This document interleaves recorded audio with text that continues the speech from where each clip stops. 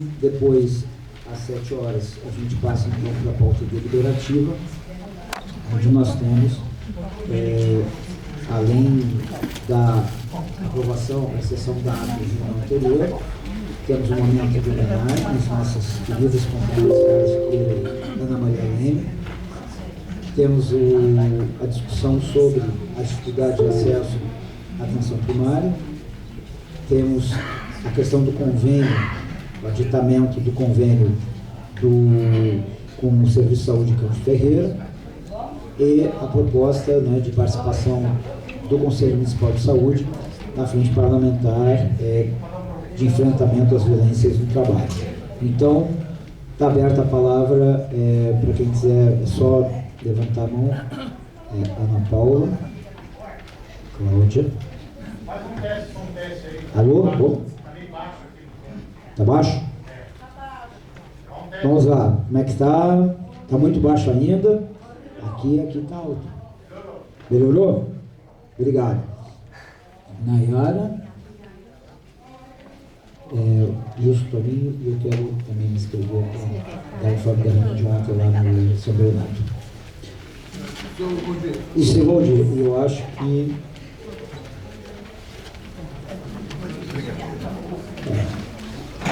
Bom, e o trombete. Então, 7 fechou, porque agora a gente tem estabelecido aqui pelo Conselho, são 7 intervenções para que depois tenha tempo para a resposta. Então, primeiro, Ana Paula.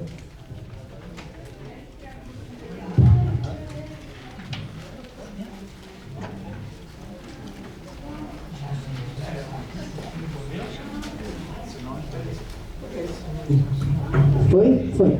Boa noite, gente. Meu nome é Ana Paula, eu sou conselheira local de saúde de Barão Geraldo. Estou aqui representando a Policlínica de Campinas. Eu vim hoje falar novamente sobre o convênio da Fundação Síndrome de Down, que foi renovado mês passado, só que a Fundação não está cumprindo as devolutivas do Conselho Municipal de Saúde, não está dando devolutiva, o tempo continua curto. Essa semana eu fui transferida de horário, agora meu horário da minha filha é segunda-feira, 8 horas da manhã, é o primeiro horário da Fundação e sempre atrasa, os profissionais chegam 8h10, acabam pegando a minha filha 8h15 e devolvendo para mim 8h25, para fazer um atendimento de TO e fonoaudióloga. Gente, cansativo. Sabe, conversar com a Fundação, nada muda. Eu estou lá há 8 anos, eu estou na Fundação Síndrome de Down, sou da comissão de acompanhamento dessa fundação, só que eu não vejo vontade deles mudarem para um atendimento mais decente para o usuário, para que a gente ganhe mesmo esse atendimento, e não só assine para eles terem a verba do SUS, tá? Então, eu venho aqui fazer a cobrança para que a Prefeitura se atente na cobrança das devolutivas da Fundação, no respeito do horário, e aumentar esse horário de atendimento.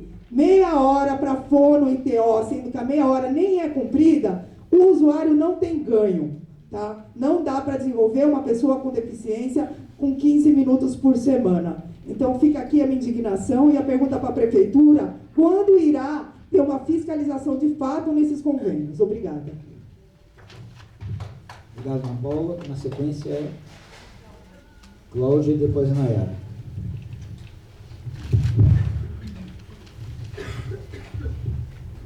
Boa noite a todos.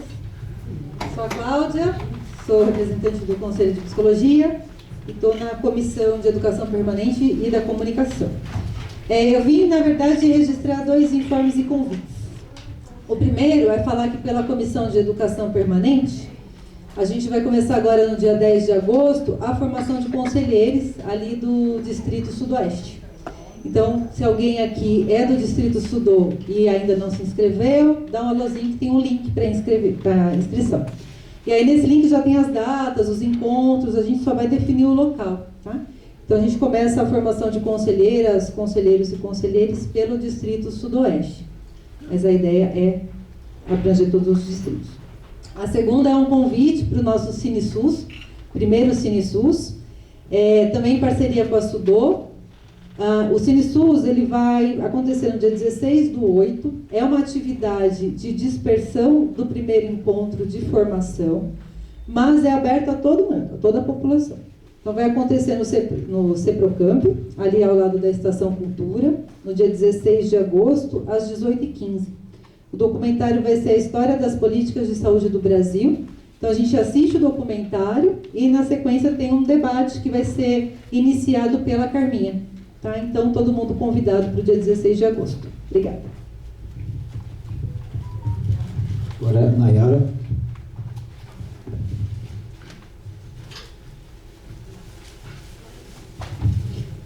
Boa noite para todo mundo. Estou aqui para comemorar o ato que a gente fez no dia 15 de julho, na Catedral, em frente à Catedral, né? Deca estava, várias pessoas aqui estavam, e também foi justamente o tema, foi a dificuldade de conseguir atendimento no centro de saúde, que é a pauta hoje aqui, inclusive.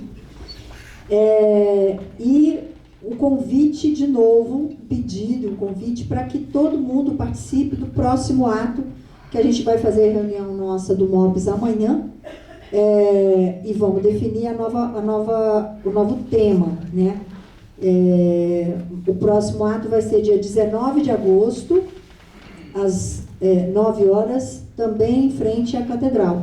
Então, já peço para vocês guardarem na agenda, já se organizarem para estar presentes, dia 19 de agosto. O tema ainda não foi definido, e assim que for, a gente faz todo o material de divulgação, essa coisa toda, mas a gente já chama todo mundo para participar e colocar aí na agenda de todo mundo para estar junto com a gente aí nas movimentações que a gente tem feito. Tá bom? Obrigada. Wilson Toninho.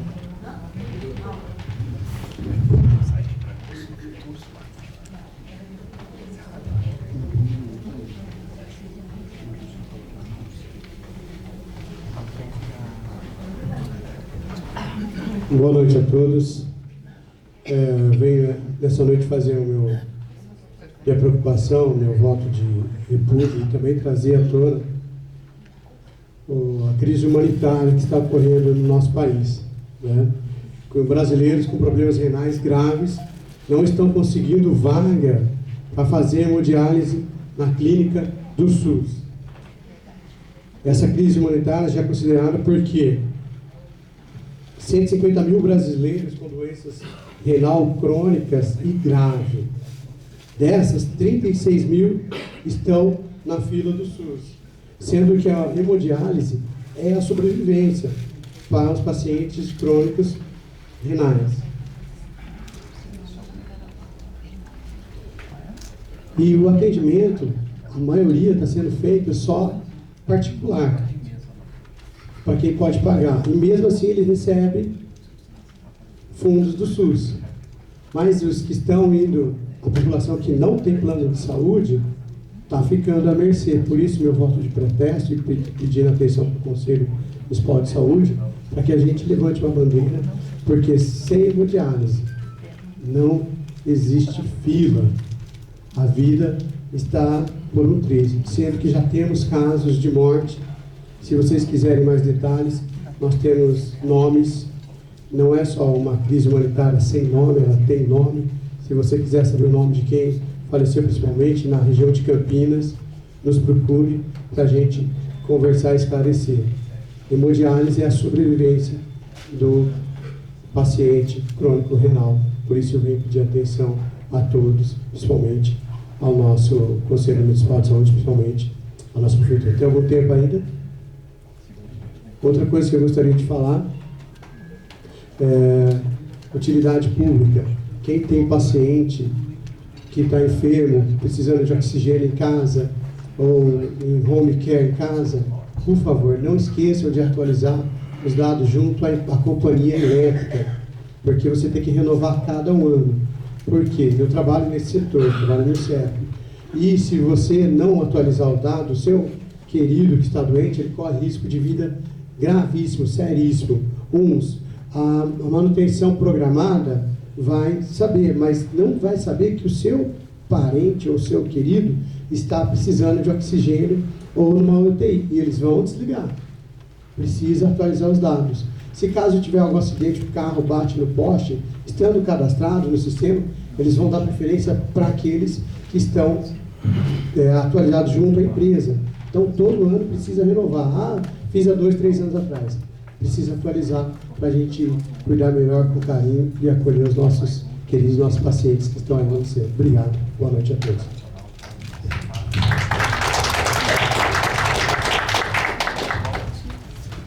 Bom, boa noite. O que eu queria relatar ontem, participei na reunião do Conselho Local de Saúde do São Bernardo, com a participação de pessoas representantes do Conselho Local de Saúde da Vila Rica e de pessoas da Comissão de Moradores da Vila Pompeia e Cidade Jardim.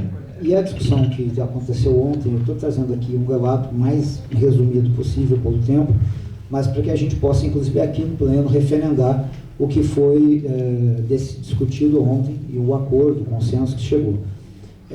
O que eu não sabia, inclusive, né, eu comentei com a Sônia, mesmo já tendo ido em reunião do Conselho Local lá, que o São Bernardo hoje atende uma população, até houve uma controvérsia, mas no mínimo, a mais baixa, 48 mil pessoas. O que para um centro de saúde, tudo bem que o nosso aqui do centro está com 78, mas isso não pode ser parâmetro, assim, então foi meio assustador isso. Então, por parte do pessoal de São Bernardo, tem essa preocupação. Da Vila Rica, também, na verdade, há uma população maior do que a adequada e há uma demanda. E aí esse movimento que estão algumas pessoas aqui, aconteceu em função do seguinte: a notícia de que uma área que fica naquela região, tá, conhecido como Moscardini, né, o terreno, ela ia ser destinada, se falou, em uma delegacia de polícia e presídio. A notícia de presídio foi recebida, né, exatamente não com muito agrado, principalmente pelas carências que já tinham ali. A comissão se mobilizou e aí iniciou um diálogo com a prefeitura que, em princípio, há uma possibilidade, não dá ainda para afirmar nada de concreto, de que parte dessa a área tem uma doação que já está publicada no Diário Oficial para a Secretaria de Estado, mas não para presídio, seria um novo local para a segunda seccional, né, ligado ao departamento ao DEINTER. Então, o que foi conversado ontem? Que esses 3 setores, digamos, né, Vila Rica, São Bernardo e esse movimento, de forma conjunta, trabalhariam pelas seguintes ideias: construção de um novo centro de saúde nessa área, que pega Vila Pompeia e Cidade Jardim. Com isso, teria condições de desafogar um pouco São Bernardo, talvez não o suficiente, porque a conta que o nosso companheiro Lúcio fez ontem, não somando as populações, é que dividindo em 3 já dá mais do que deveria um centro de saúde. Não resolve, mas pode pelo menos minimizar uma situação lá bastante difícil. Então, ficou o pactuado que esses 3 movimentos, né, os 2 conselhos locais mais esse movimento de moradores, batalhariam pela construção do novo centro de saúde nessa região, desse terreno. Uma parte dele poderia, inclusive, comporta ter uma parte para a seccional e outra para o centro de saúde, e também um empenho na continuar apoio à luta das moradoras e moradores do Vila Rica para que o prédio lá seja ou um novo local, existe uma busca lá para o terreno, um novo local que seja mais adequado, porque a própria ideia de ampliação que já foi discutida lá, o próprio distrito, enfim, a gestão diz que não é possível ampliar. Então ficou um impasse, uma população acaba sendo desatendida na sua necessidade. Era só esse o relato, e pedir que a gente possa aqui no pleno referendar essa demanda e reivindicação que foi construída ontem de forma consensual. Era isso, obrigado.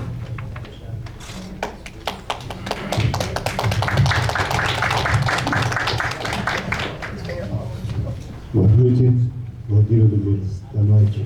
Bom, primeira coisa, Mariana, que eu queria falar aqui, a respeito daquela comissão de óbitos que a gente discutiu aqui uma vez, falou que ia ser instituída, isso por conta do seu Paulo, nosso amigo, né, que faleceu lá na UPA de Anchieta, né? Faleceu não, teve uma missão de socorro, no 17, né? Ficou lá não sei quantas horas lá e no fim ele faleceu. E eu gostaria de saber como é que vai ficar esse negócio, né? Como é que vão resolver, saber por que ele morreu. A gente já sabe, mas a gente quer uma coisa oficial, para saber. Uma outra coisa é sobre o SAEC. Né? O SAEC vai sair dali do corredor da Moreiras. Né? Eu e a Ivone fomos lá falando com o vereador Edson Ribeiro. Ele prontamente destinou verba, 900 mil reais, e agora o SAEC vai lá para a vida, não sei das quantas. Ele vai sair no corredor da Moreiras, onde é fácil, tem ônibus 24 horas, reto e direto, para mandar lá para Costa e Silva, 31 de março, sei lá o quê, lá para o fim do mundo. Quer dizer, e aí eu pergunto, as pessoas como é que fazem? Ali na Moreiras é fácil, tem ônibus reto e direto. Certo? Agora lá na Costa e Silva, tem o quê? 2 linhas de ônibus, 3 linhas de ônibus, as pessoas vão fazer o quê? O prédio é da prefeitura? Diz que é da prefeitura, não sei, não vi nada disso, então não sei. Mas isso é muito preocupante. A gente que foi lá falar com o vereador, levou o vereador lá no SAEC, o SAEC, ele viu, ele disse, aqui você pode fazer assim, assim, assim, assim. Agora acontece que não vai fazer nada lá, porque uma pessoa disse que o barracão do lado está contaminado e ele não pode tirar um monte de bagulho que está no outro barracão para colocar naquele que está contaminado. Um monte de coisa velha, que inclusive o dia que eu fui lá, tinha um monte de rato lá em cima, dentro dos armários. Né? Quer dizer, eu acho que aquilo é uma criação de rato. Né? Porque quando eu cheguei lá, o rato saiu correndo. O rato não, a ratazana. Uma ratazana. A rata é assim. Assim um coelho. Então, quer dizer, eu fico assim, né, pensando nessa coisa. Então, mano, eu queria saber dessa comissão de óbitos, porque eu gostaria de saber por que o meu amigo Paulo, conselheiro, morreu. Eu acho que a gente tem, no mínimo, né, Roberto, o direito de saber o que aconteceu. E quem foram os responsáveis? Por que não atenderam ele devidamente? Ele ficou lá 10 horas lá fazendo o quê? Ele caiu da bicicleta? A primeira pergunta era assim, você bateu a cabeça? Eu não sou médico, não sou nada. Sou um simples conselheiro. A primeira pergunta seria isso, né? Bateu a cabeça? Não. Tem certeza? Bom, entra aqui, vamos fazer isso, vamos fazer aquilo. Vamos mandar para o Mário Gato, chama o SAMU, porque a base do SAMU está dentro da UPA. Eu também não concordei, mas tudo bem, fazer o quê? Quem sou eu? A caneta está na mão dos outros, na minha mão não está. Então é isso que eu queria saber. E essa questão do SAEC, que eu fico muito chateado de ter ido lá, falaram com o vereador, a Ivone foi, o vereador foi lá, pegou o carro dele, foi 3 vezes lá no SAEC, viu, etc, coisa e tal, e destinou o dinheiro para reformar o SAEC lá. E agora não vai ser mais lá.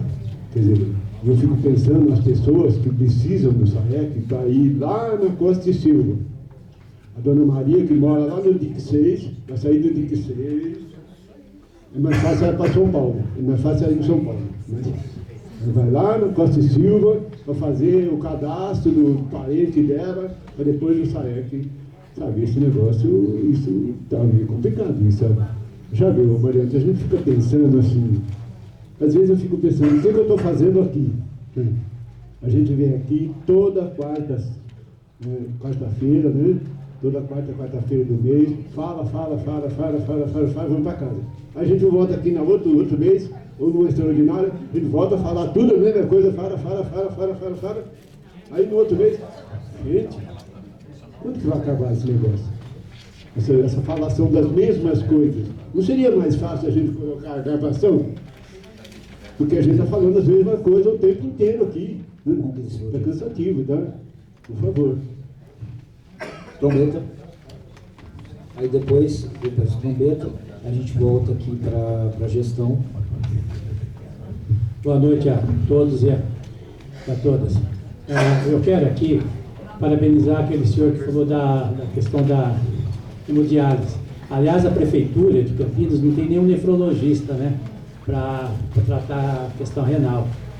Então, eu acho um descaso. Aliás, e tem diretores que falam, eu tenho orgulho de trabalhar para o SUS, trabalho por amor. Que amor? Estou falando de diretores, tá? Dos trabalhadores. Né?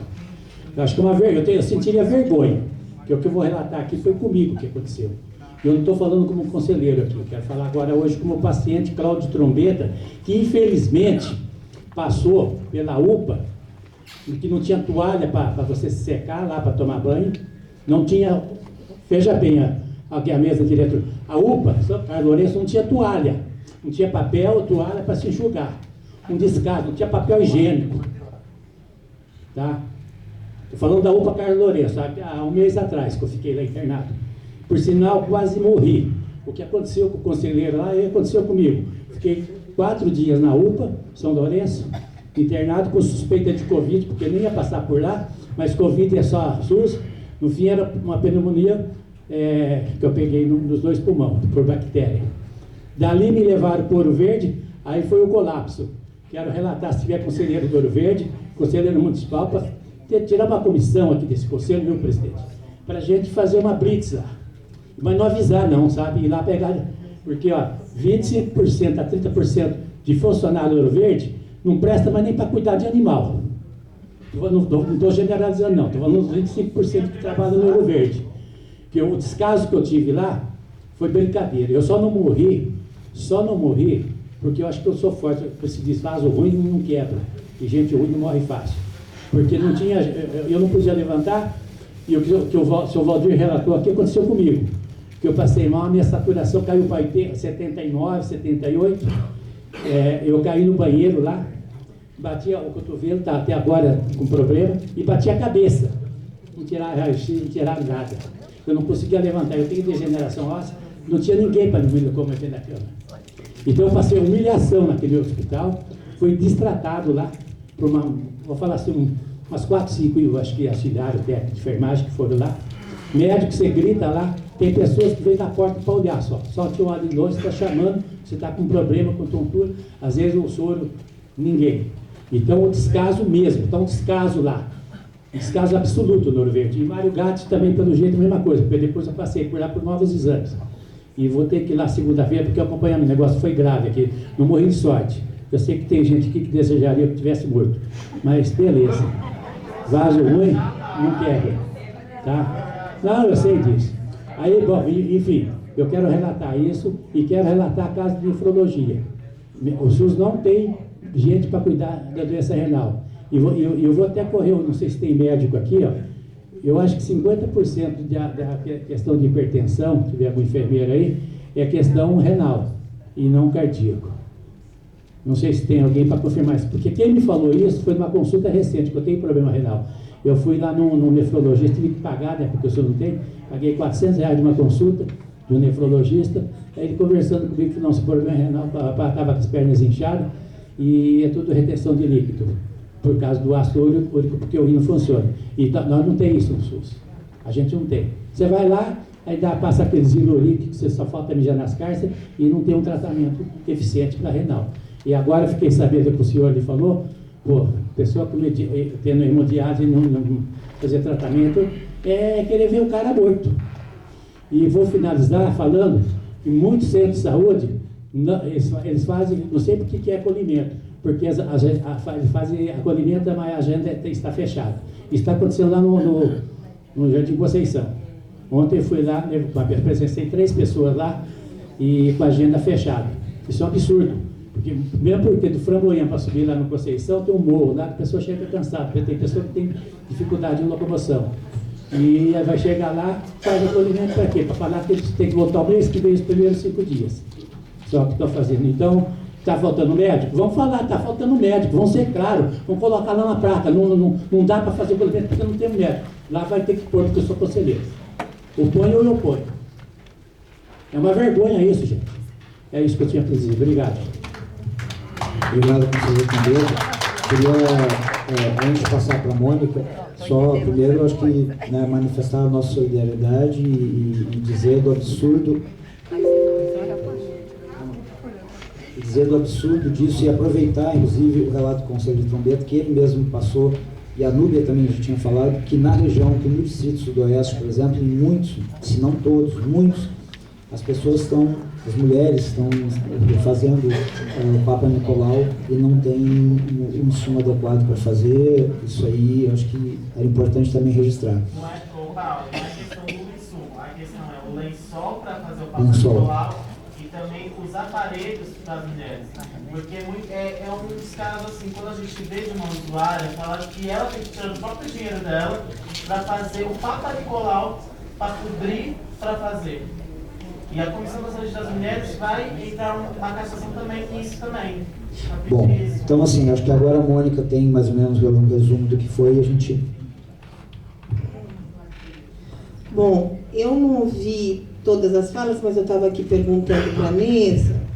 Então, teve, novamente, a conselheira trouxe o atendimento, o tempo de atendimento da síndrome de Down, né, que a gente já tinha explicado, que o atendimento é conjunto, mas não quer dizer que a gente divide entre os profissionais o tempo. É um atendimento complementar que todos trabalham e depende da necessidade da criança, que pode ser, algumas não conseguem ficar mais do que meia hora, uma hora, então a gente também tem este olhar. Mas eu também volto a falar que a gente, eu estou olhando aqui o pessoal do DGDO, que junto com a gente faz o acompanhamento, não são vocês, mas a Paulinha, né? Que a gente se propõe, se for o caso, a conversar, a explicar, junto com quem acompanha da reabilitação. Acho que a gente faz esse trabalho mais, vamos dizer, mais próximo, para a gente poder ir aí sanando essa dificuldade. Em relação ao lençol que foi trazido, a gente teve um problema, mas que já foi sanado. Não é para estar faltando mais lençol nem avental, porque chegaram muitos logo depois. O que eu gostaria é que os conselheiros, os usuários, colocassem quais são essas unidades, porque não é assim, eu estou falando porque eu acompanhei de perto isso. De fato, pontualmente a gente teve problema, mas já está sanado. Já temos quantidade suficiente para nenhuma unidade estar sem. Se está alguma unidade ainda sem, a gente vai conversar sobre isso e entender, mas não é para estar. Nós estamos com, já foi uma semana, 15 dias, mas a gente já rapidamente resolveu e não estamos neste momento com falta desses insumos. E aí, se tem alguma unidade que está, a gente conversa, que a gente vai entender naquela unidade o que está acontecendo. Em relação à divisão dos territórios, do São Bernardo, eu já tinha falado na executiva que a gente vai fazer uma apresentação, nós vamos tentar agendar, porque com a criação do 6º distrito, a gente tentou fazer um olhar também para isso, para que não deixasse nenhuma unidade com territórios muito grandes. Lógico que, de primeiro momento, não vou dizer que 100% a gente resolveu, mas a gente já está começando a fazer um olhar e encaminhamento. E a outra coisa que estava prejudicando a gente, que parece que agora vai nos dar um pouco mais de segurança...